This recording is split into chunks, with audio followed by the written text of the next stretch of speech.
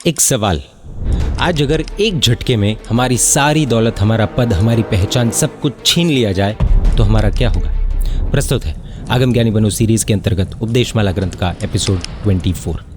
पिछली गाथा में हमने ये देखा कि कुछ आत्माएं ऐसी भारी कर्मी होती है कि हजारों उपदेश सुनने के बाद भी असर नहीं होता है। उसमें हमने ब्रह्मदत्त चक्रवर्ती और उदय राजा का उदाहरण भी देखा। इस गाथा में ये बता रहे हैं कि जो प्रतिबोध नहीं पाती है वो आत्मा को ब्रह्मदत्त की तरह कैसा नुकसान होता है। हाथी के कान जैसी चंचल ऐसी राज्य लक्ष्मी का यानी कि राज्य का त्याग नहीं किया जाए तो जीव खुद के कर्म रूपी मैल के भार से भरे हुए बनकर नरक में जाते हैं। ये इस गाथा का संक्षेप में अर्थ है। अब परम पूज्य गणिवर श्री गुणहंस विजय जी महाराज साहब द्वारा दिए गए भावार्थ के आधार पर इस गाथा को देखते हैं। हाथी के बड़े बड़े कान हमेशा हिलते ही रहते हैं, कभी भी स्थिर नहीं रहते। वैसे ही जीव को मिली राज्य लक्ष्मी यानी कि सत्ता या फिर ऐसी कोई भी समृद्धि वो कभी भी स्थिर नहीं रहती है। आज नहीं तो कल चली ही जाएगी। धन, दौलत, सत्ता आदि समृद्धि जीव को पुण्य कर्म के उदय से मिलती है। जैसे ही पुण्य कर्म का उदय खत्म होता है ये समृद्धि अपने आप खत्म हो जाती है। पुण्य कर्म का उदय सूरज जैसा है तो समृद्धि छाया जैसी है। सुबह के समय सूरज के प्रभाव से छाया बड़ी होती है, दोपहर तक में छाया धीरे धीरे कम होते होते लगभग जीरो बन जाती है, वापस शाम तक में धीरे धीरे बढ़ती हुई बड़ी बन जाती है और सूर्यास्त के बाद छाया खत्म हो जाती है। बस यही खेल है हमारी लाइफ का। ठीक उसी तरह से बाह्य समृद्धि पुण्योदय से आती है, पुण्योदय कम होने से कम होती है, पुण्योदय बढ़ने से बढ़ती है, पुण्योदय खत्म होने से खत्म होती है। तो यह है हमारी समृद्धि का असली स्वरूप। अब एक प्रैक्टिकल सवाल, अगर हमें जॉब से निकाल दिया जाए तो ज़्यादा दर्द होगा या हम खुद मुस्कुराकर खुद ही जॉब छोड़ दें तो ज़्यादा दर्द होगा? हमारी इज्जत किस में ज़्यादा है? डिफरेंस समझना ज़रूरी है। कंडीशन ये है कि हमारी इच्छा हो या ना हो, छोड़ना तो है ही। अर्थात हम अगर हमारी समृद्धि का त्याग नहीं करेंगे तो भी एक दिन तो कुदरत हमें समृद्धि से दूर कर ही देगी। लेकिन हमारी भलाई किस में है वो हमें तय करना है।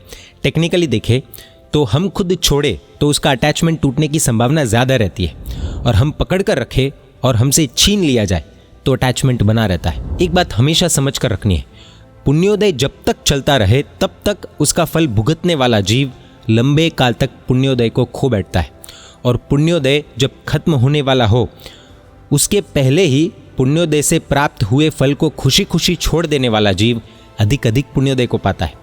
जम्बू कुमार आदि ने पुण्योदय से मिले हुए फल को तुरंत ही छोड़ दिया और उसी भव में मोक्ष को प्राप्त किया।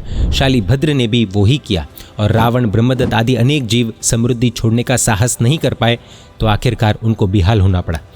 कुछ लोगों ने सब कुछ छोड़ दिया और उसी जन्म में मोक्ष पा लिया, देवलोक पाया, और कुछ सब कुछ होते हुए भी छोड़ नहीं पाए और आज वे सब नरक के भयानक दुखों को झेल रहे हैं। यहाँ पर अन्य समृद्धि का उल्लेख नहीं किया गया, स्पेशली राज्यलक्ष्मी का उल्लेख किया गया। उसका कारण यह है कि सामान्य तौर पर राज्यलक्ष्मी को पाने के लिए युद्ध आदि करने पड़ते हैं। उसमें बिना कारण निर्दोष मनुष्यों की बेरहमी से हत्या करवानी पड़ती है। जो राजकुमारों को विरासत में भी सीधे सीधे राज्यलक्ष्मी मिल जाती है वो भी अपना साम्राज्य बढ़ाने के लिए भयानक युद्ध करते ही है, या फिर अपने साम्राज्य की सुरक्षा करने के लिए भी उनको घोर हिंसा करनी पड़ती है।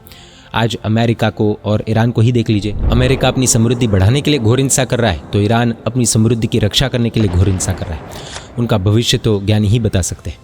राज्य लक्ष्मी के अलावा जो समृद्धि है उसमें मनुष्यों की हिंसा आदि बड़े बड़े पापों की संभावना कम है, तो उसमें समृद्धि नहीं छोड़े तो नरक में ही जाएंगे, ऐसा कोई नियम नहीं है। प्रभु महावीर के 10 श्रावक आदि अनेक जीव विशाल समृद्धि वाले थे, फिर भी देवलोक में गए क्योंकि कोई बड़ी हिंसा उन लोगों ने नहीं की है। हाँ, एक और ट्विस्ट ये है कि आखिर तो भाव के आधार पर ही सद्गति या दुर्गति है। राज्य समृद्धि आदि तो बाहर के कारण है। संप्रति महाराजा ने विरासत में राज्य पाया, फिर उसको बढ़ाने के लिए अनेक युद्ध भी किए और उन्होंने मरण तक भी समृद्धि का त्याग नहीं किया है।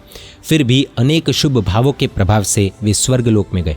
चंद्रगुप्त मौर्य को विरासत में राज्य नहीं मिला है, युद्ध आदि करके राज्य पाया है और युद्ध आदि करके ही राज्य को बढ़ाया भी है। फिर भी वो उत्तम कोटि के श्रावक थे, इसलिए सद्गति को प्राप्त किया। दूसरी ओर मम्मन सेठ के पास समृद्धि बहुत थी, लेकिन उसने मनुष्यों की या फिर पशुओं की हिंसा इत्यादि कोई बड़ा पाप नहीं किया था, फिर भी गाढ़ ममता के कारण से 7वीं नरक में गया। इनके उदाहरणों से ये संदेश भी हमें मिलता है कि मान लो फिलहाल समृद्धि छोड़ नहीं सकते तो कम से कम एक्सट्रीम अटैचमेंट तो नहीं ही रखना चाहिए। लेकिन हाँ, सामान्य नियम तो ये है कि राज्य लक्ष्मी का त्याग जो न करे वो उसकी रक्षा वृद्धि के लिए घोर हिंसा करता है, राज्य लक्ष्मी पर गाढ़ ममत्व करता है और उस कारण से मरने के बाद उसकी दुर्गति निश्चित है।